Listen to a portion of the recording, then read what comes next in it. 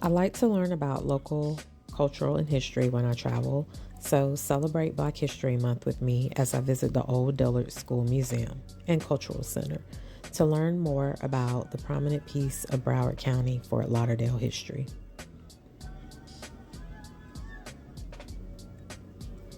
The building is one of Fort Lauderdale's first local historic landmarks, as well as one of the first schools constructed for people of color. It was landmarked in 1990. It was a cooperative effort between the City of Fort Lauderdale, the School Board of Broward County, the Broward County Commission, and the Black Historical Society. In 1991, it was placed on the National Register of Historic Places. These are some pictures of prominent people who played a role in the school being established.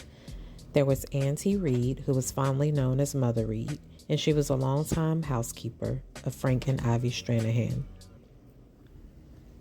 She convinced the family to sell a plot of land for just $1 in order for the school to be constructed. The approximate total cost of the construction was $14,000. The first school for blacks in Fort Lauderdale began with 10 students in 1907. It was an old wooden one-room building.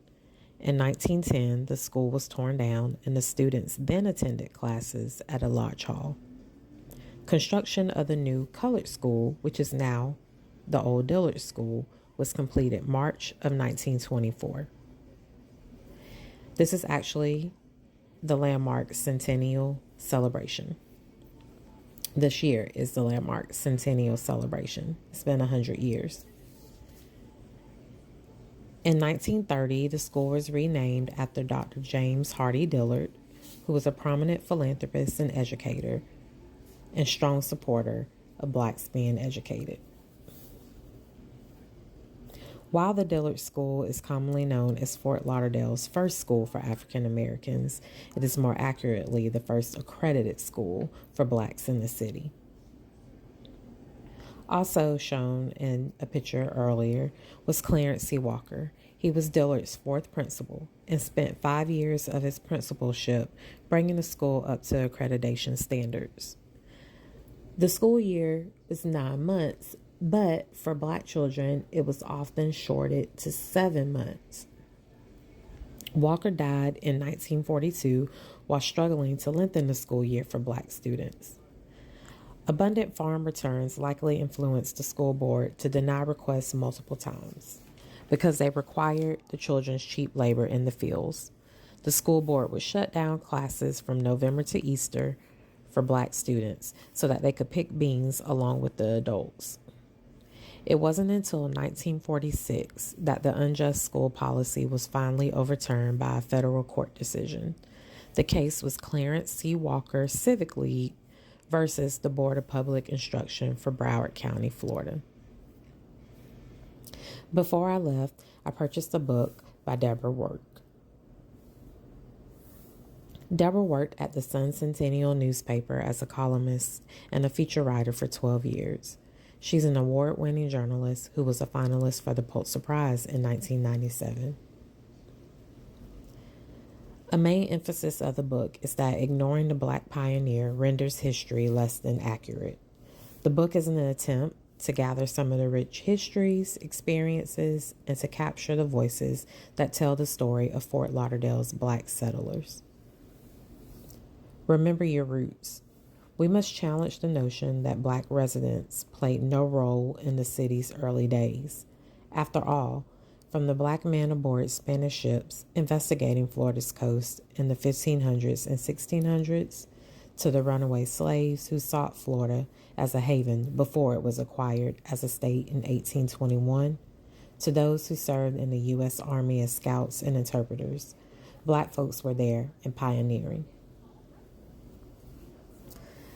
The museum is actually 2 floors, and there was a gentleman who worked there who took me around the first room that has a lot of information, and a lot of pictures actually come from the book by Deborah Work. Upstairs, you have, this seems more kind of like a children's center area that had a lot of different information, pictures, musical instruments, Um, just a lot of different knickknacks and I guess what would be considered still as artifacts and things from different cultures as well. And then there's also, which it'll be coming up, what they call a jazz room that I have footage of,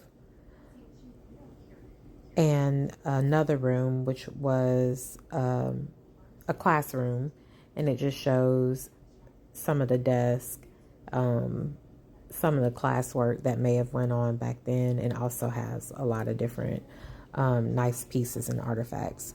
But again, I have pictures of those coming up. This is a poem called Children of the Village by Judith Boswell Griffey. It takes a whole village to raise a child. I am a child of the village. I am mothered by village mothers and fathered by village fathers. I am fed by the village cooks and clothed by the village weavers. I am protected by village keepers. I learn from the village teachers.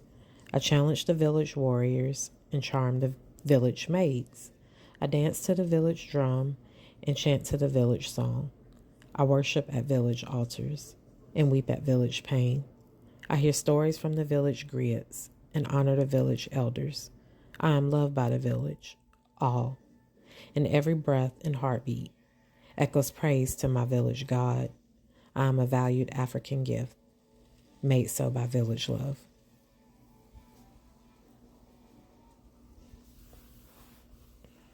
So this is one of the old classrooms that I was talking about.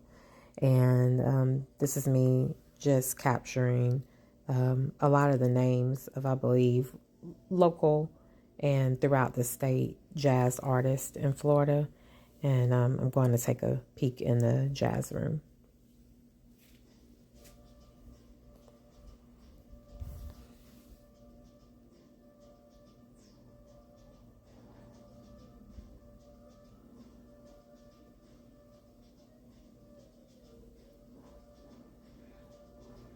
The museum is free to visit, by the way.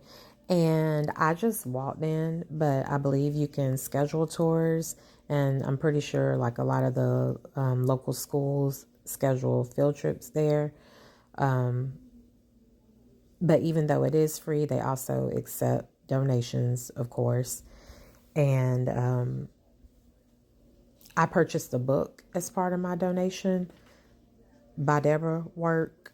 And there's a lot of good information in there, a lot of history, a lot of stories, wonderful pictures. And even though I'm not from Florida or, Broward County, to me it's still very pertinent Black history.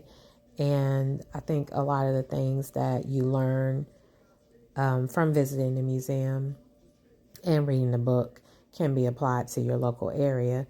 And maybe it'll make you go out to your local area, because I'm sure you probably have a local museum who also has a lot of good local information, and maybe a book that you can purchase or a tour that you can take.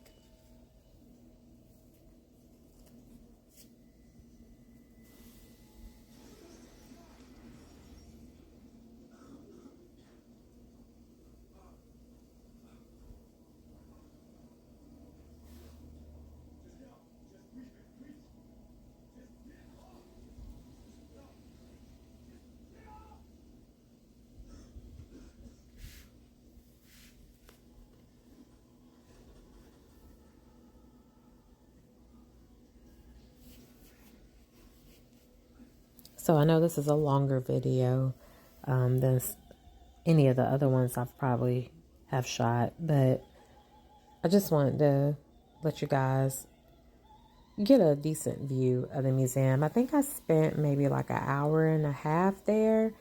It could have been a little less or a little more. You can definitely take your time and spend longer, or you can just run through it really quickly, but I would say check it out.